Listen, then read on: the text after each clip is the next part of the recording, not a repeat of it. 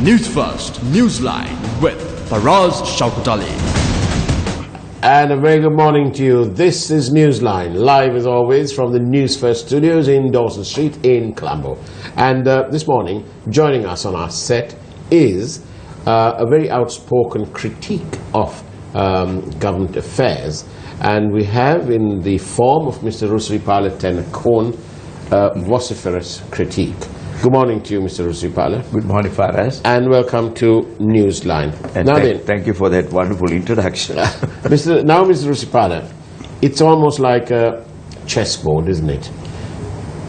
Cabinet reshuffle. Is it a facade? Is it a farce? Or is it a game changer? I think you have named it correctly. It's a farce. And it looks a facade, because now we are seeing a change in the portfolios of certain persons. Yeah. But now we are also beginning to see what is happening in the dressing rooms of the act. Yeah. Inside, Yeah. a lot of things are being spoken about it. Right. You know, who these people are, what their aspirations have been, Yeah. and what they look forward to Yeah. are becoming visible little by little. We are going to hear, the papers are reporting, Yeah. commentators are commenting about things, Yeah. and then some people are making statements. Amongst these, of course, there seems to be some sort of crazy battle going on. There's Minister Ravi Karunanayake, who wants several other portfolios. We have Dr. Harsha De Silva, who wants to take his cars from one ministry to the other. He also wants to take some paintings. But then we have Kabir Hashim, who's threatened to resign. Then we have Lakshman Yapa, who went to the World Trade Center, found that he only had six rooms allocated to him, and discovered that the previous deputy had 9. So he decided that if he didn't have 9, he couldn't serve the people, and so off he went. What's going on? Whose property is this? What are they doing? Extremely unfortunate, isn't it, Faraz? I mean, what are we talking about? The expectations of the people, or the expectations of these wonderful ministers? And Now, what they really want to have at the government's expense, at the expense of the public, Yeah. for their own luxurious operations. Now, Mr. Rusirupala, we also had, in the same kind of backdrop, in the same ambience, we had no less a person than the Auditor General of the Republic of Sri Lanka, the Auditor General, saying that he couldn't possibly sign off on the accounts because the figures were not accurate, and that he had no evidence from an auditorial point of view, from an audit point of view, to support those statements. Yes. And the ministry had provided no proof, no discussions. So he refuses to sign it off. In the previous year, he signed it off with certain exemptions, and which he explained. This year, he's refused to do that. It's like a company auditor refusing to sign off on the accounts because they're not convinced. Now, that on the one side, and then an interview by Ravi Karunanayake, who says, in this interview with the Sunday Times, just last Sunday, he says that when he's asked, why do you say that? Was there any allegations, or have you been faulted for mishandling the economy? Mr. Karunayake's response is, it was quite the contrary. Our public debt was reduced. That makes the change even more intriguing. Is it due to my success that these things happen? Our economy is definitely in better shape. There is no question about it. And he goes on. But unfortunately for him, the Auditor General is quite in disagreement that our public debt was reduced. He says, the Auditor General says, that it is at least out by 500 billion. That's not chicken feed, is it? Exactly. Now, this is the importance of the statement or the position taken by the Auditor General in this country. Yeah. You see, in that context, you will see, and taken this statement by the Minister of Finance, Yeah. You see, we are beginning to wonder whether this disparity in the figures that are shown by the Auditor General are omissions or typographical errors or are deliberate, willful droppings. Lies, you mean? In other words. Lies, lies and damned lies. In other words. So, this matter has to be, in that same regard, has to be examined by somebody to find out what is what. You know, I wonder whether in the history of Sri Lanka, in our politics, whether a minister has had the opportunity of going before the COPE committee, explaining things clearly. I mean, we can create a precedence here now. Probably the minister, the ex-minister can go before the COPE committee, before the members of parliament who are inquiring or investigating into what the Auditor General has stated about the accounts given by the Ministry of Finance. Nowhere else. Where do you want accuracy in accounts for us, other than the accuracy that you expect from on the accounts given by the Ministry of Finance? After all, it is the Ministry of Finance that will monitor, that will guide, that will direct the accounting practices of all other organizations in this country. And when that subject is faulted by the very author, I mean, we are at a loss to understand where we are heading to. The Minister Karunanayake says in the same interview that some of these, the revenue which was 10% of the GDP is now almost 15%. Prices of major items have not changed since 2015, leaving the cost of living at a manageable level. Manageable for whom? Who can manage? Yes, I think in his own opinion, this may be the way how he looked at the economy, and we feel sorry about it. If the Minister of the Finance, who was in charge of the financing sector of this country, feels that everything was okay with the public with regard to the cost of living, we don't need any further explanation to their faulting in these things. But the same minister says the economy that was downgraded was given a positive look. I mean, when you now consider what the Auditor General has to say, given a positive outlook almost sounds like it's some PR exercise and not fact.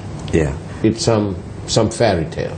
Is that right? Generally, generally after all accounts, the Auditor General has the choice of, either qualifying it or not qualifying it. So that's a normal thing. It's nothing exceptional. But in this instance, it is out of the normal because he's refused. He doesn't have enough material to qualify. Exactly. In the previous year he had. This year he says, no, I'm not doing it. Exactly. And this is the actions of the best finance minister in Asia. I wonder how much it was paid for that title in forms of advertising or some other kind of support. We know how these things work. Do you think the finance ministry paid for that, or do you think he paid with his own money? We all know that it's a very costly affair. Let us just leave it at that. But with regard to these Auditor General's comments, I should say that the comment leaves a wide scope open for the entire country to get a probe into what exactly has happened. Now, for the Auditor General to disqualify or refuse to sign or refuse to accept, that could have proceeded with a lot of other actions, like asking for explanation. So we like to know, as members of the public, what happened to communication? What happened to the communication? Whether there was a refusal to explain and clarify these points.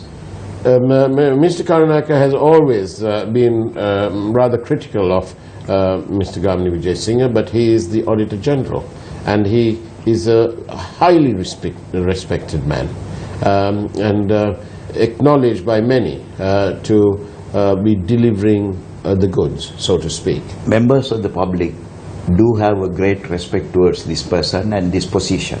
I think after a very, very long time, he has been one of the very outspoken and very badly dealt with by those in authority, Auditor General.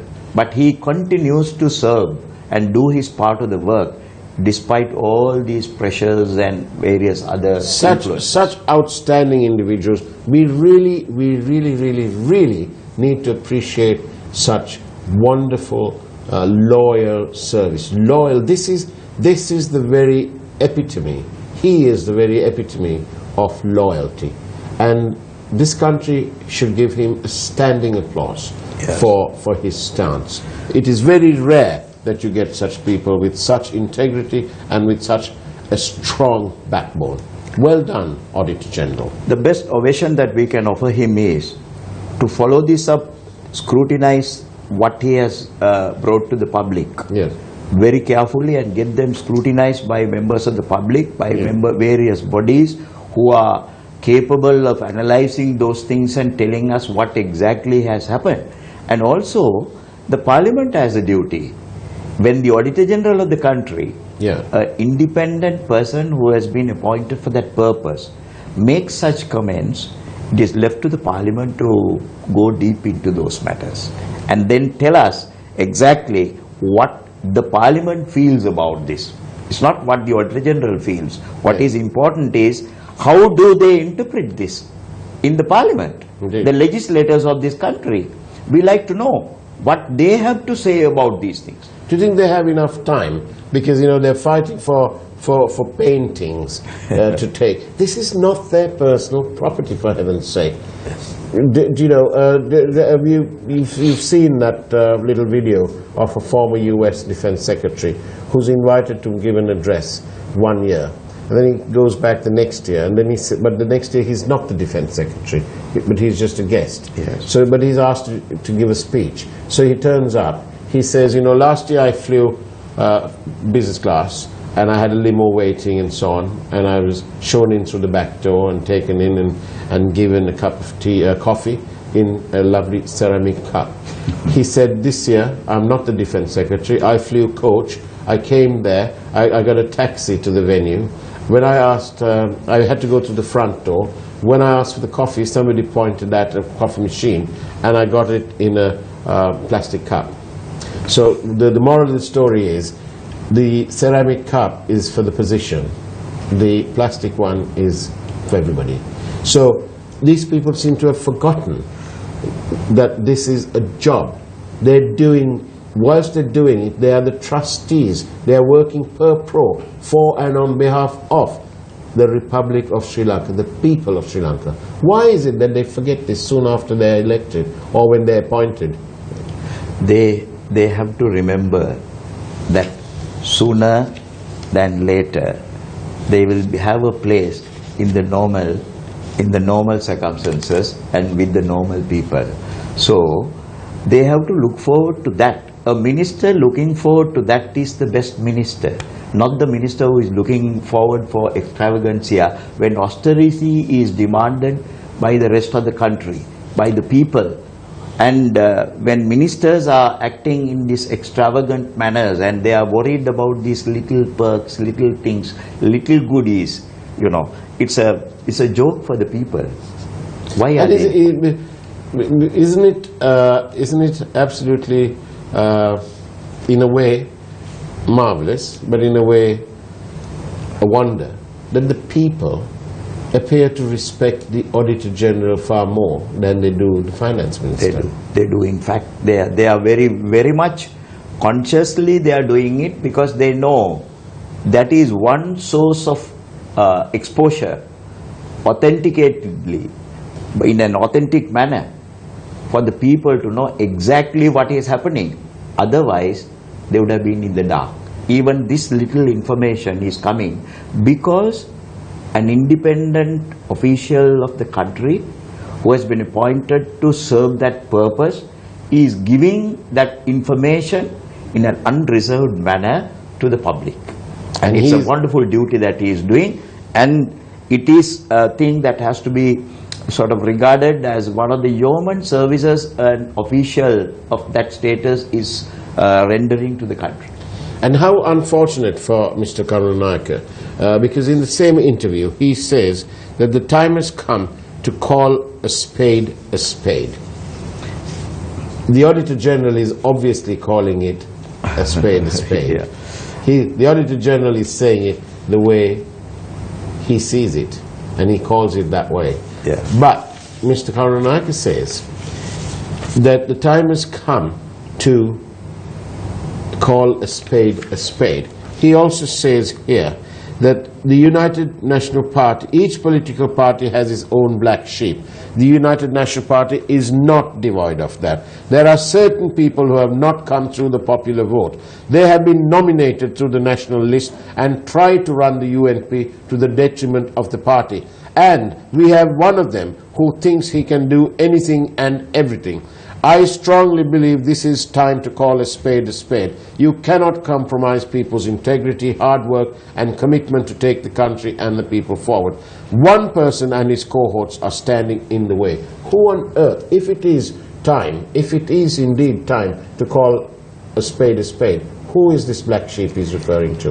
This is why at the beginning I said we are beginning to see what is happening in the dressing rooms, not the act on stage. So there are a lot of things have been happening which are now coming to light. Isn't it unfortunate for us, for ministers newly appointed, to be talking about their, differences in their parties and influences they have had in the changing their positions, instead of talking about what they are going to do in their new portfolios? I mean, this country would have been so lucky if we had ministers who were talking, okay, this has been assigned to me, this is what I am thinking of doing, this is my line of thinking, this is how I am going to serve the people. Instead, now weeks have passed, at least 2 weeks have gone now. But now, who do you think, Mr. Rusirupala, I am trying to push the point here, a reasonable liberal reader of that article in the Sunday Times last Sunday, the political column by their political editor, who will you come to when you read it, who did you think of? Yeah, I was thinking of who the person who has been brought in by the list. By the national list. Under the national list. So the 105 so you have to reduce it like that. Yes. The first, who is this person? Yes. Then that person has to be a very, very influential and person who is close to the powers that be. In the same interview, Mr. Karunanayake poses the question on foreign trade. He says, who's the minister in charge of international trade? Yeah. And so he must be referring to his cabinet colleague Malik Samaravikrama, if I'm not mistaken. Well, I certainly came to that conclusion within moments of reading this sort of article. Yeah, as far as we are concerned, it is merely guesswork, but based on the information provided by the minister himself. A reasonable, liberal-minded reader will come to that conclusion. Yeah. And okay, so that's Malik. Now there's an issue with Malik Samaravikrama.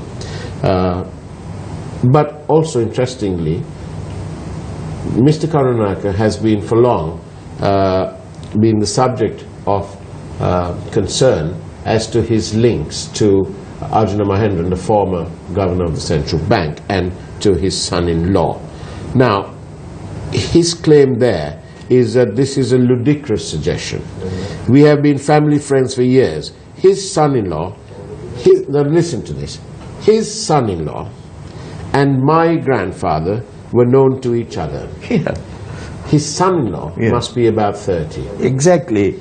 His grandfather must have been much older. How on earth did his son-in-law and Ravi Karunayake's grandfather were known to each other? Arjuna's father was a diplomat. The family are also good friends of Prime Minister Wickremesinghe. I cannot see why any insinuation has been made. The Treasury bond issue has nothing to do with the Finance Ministry. Oh, really? Why did he then write that letter? Exactly. There was a letter. It was like a reference letter that they wanted 75 billion, not 15 billion. They allege that, Mr. Karunanayake says, that they allege that he colluded with Rajaratnam, the stockbroker who is now jailed in the United States for insider trading. The person who worked for him, and he goes on and on. Yeah, this is a very, very dangerous. But this is a silly kind of way to do it. No. There are allegations in the media of a unknown senior cabinet minister who is a subject of a conflict of interest claim by the CID questioning in connection with the Presidential Commission of Inquiry into the issuance of bonds, where the senior cabinet minister is supposedly living in accommodation rented by a related company, a company that is now under intense scrutiny, and a 45 million rupee vehicle that is supposedly rented out to the same senior cabinet minister or to somebody within his family and so on and so forth. This country is obviously aghast. So, Mr. Rusirupala, I ask you again, is this reshuffle a facade? Is it a farce? Or is it really and truly a game changer?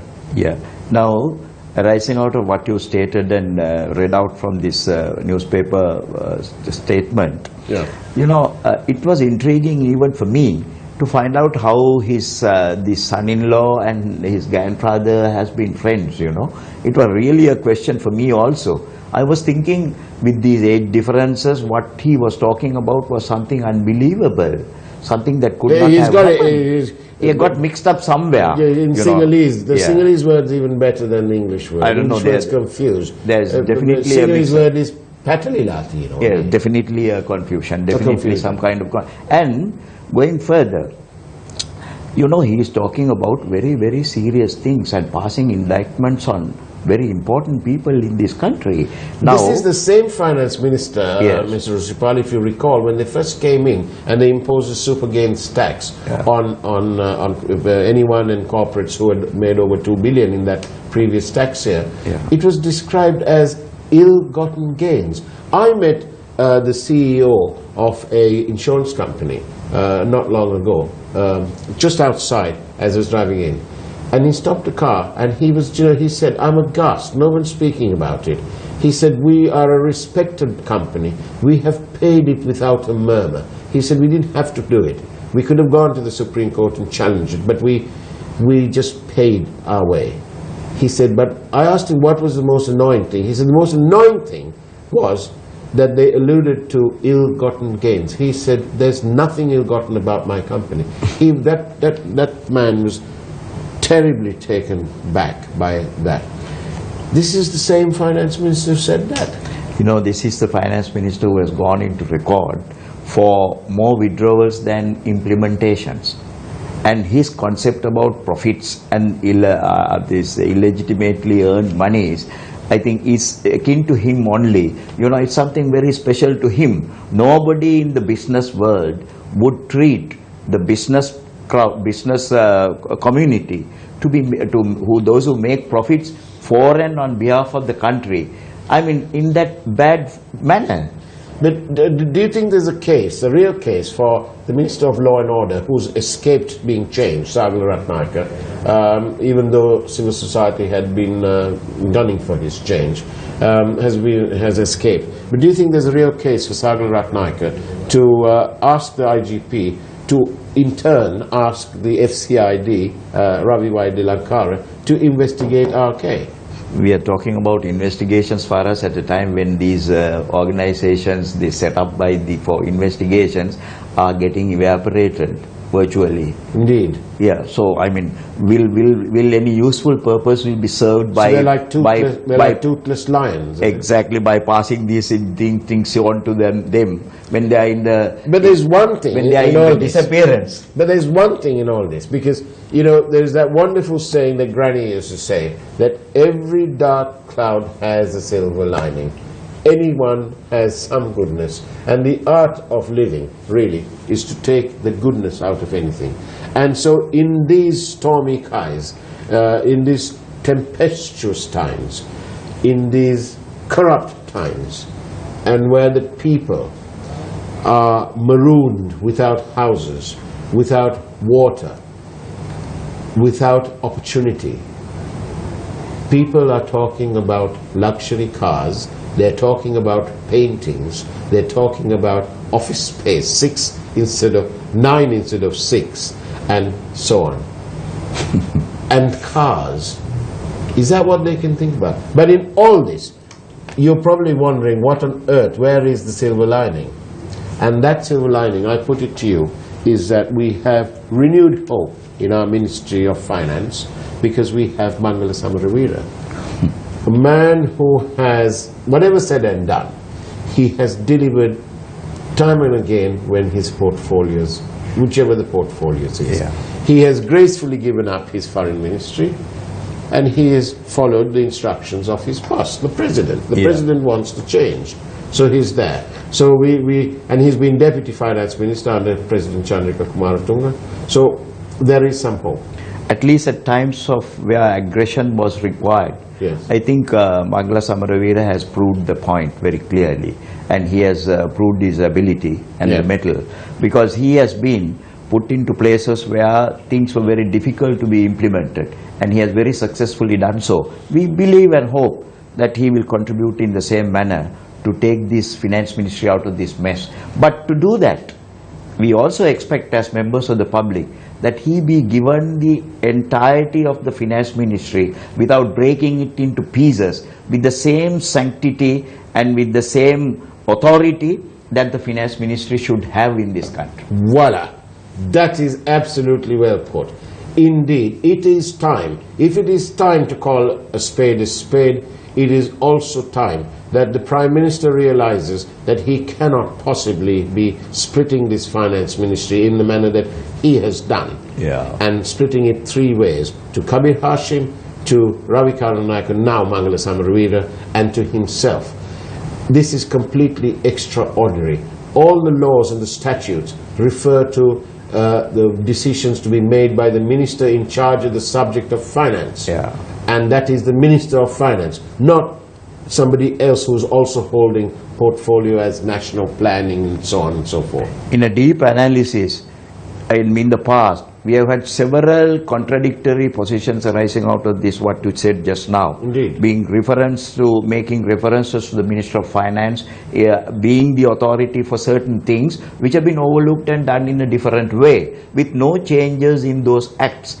Now I have to passingly make one reference. The reference made to the present governor of the central bank about his past performance by the or his connections with somebody overseas by the former Minister of Finance is really uncalled for. That's what we call below the belt. It is really uncalled for, and it has no basis in fact. Exactly. And it shows his dishonesty. He would have said this long ago. Why did he wait till he was removed from the Ministry of Finance to say this?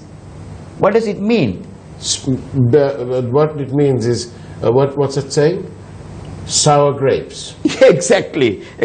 He waited all this time, stomaching all these things with this information which he thinks is vital to be released to the public now. But don't you think that Governor Central Bank Indrajit Kumar Swamy is actually fighting with one arm behind his back? And that is that it appears unlikely when we examine the state of play and the past records, because that's all we have to go by. Exactly. The past performance of the Prime Minister, of Mr. Ranil Wickremesinghe. It appears that he doesn't want anyone to act independently, because he split the finance ministry into three. And there's continued interference. Do you think that the Prime Minister will ever allow anyone? No, we have to really sympathize with a person like the governor of the central bank today. You know, because he is having a lot of pressure. It is very clear. It is very clear beyond doubt that he is acting with a lot of pressure, but still trying his best to deliver. Which is probably why the appointment of Mangala Samaravira to the finance ministry portfolio is good, because Mr. Samaravira is a known political sort of strong man. He's a good political animal. Yes. And he knows his mettle. And very few people will deal with him in the way that they have dealt with others. Indeed. And also I think he himself recognizes that investigations done by our media are frightfully clean and to the point. I think so. I think that is how he should look at it, and I hope that he will do it that way. Well, certainly our investigations are not biased. They are of course fearfully, frightfully straightforward and honest, which is why we have a large following of people. For the bond is of course one matter, and the roads and the water and everything else too. Yeah. So it's but do we have hope? We have Facade, farce, game changer. No, What this I think is a small makeshift arrangement that was done as a prelude to what the country should see after the 17th of August, when the two major parties will come into some consensual understanding, publicly announced as to what they are going to do for the rest of the period in this country, and under their coalition. And Mr. Samaravira, the new finance minister and the new media minister, is a known SLF peer, more than he is a UN peer. Yeah. That might be the game changer. Of course, yes, and he was a very serious, he taken a very serious active role in changing the regime to bringing back Chandrika Kumaratunga into the scene. On that note, Rusirupala, Tennekoon, thank you very much for being on Newsline. And that's it from Newsline. That's the way it is on Tuesday, the 6th of June, 2017. Take care. God bless.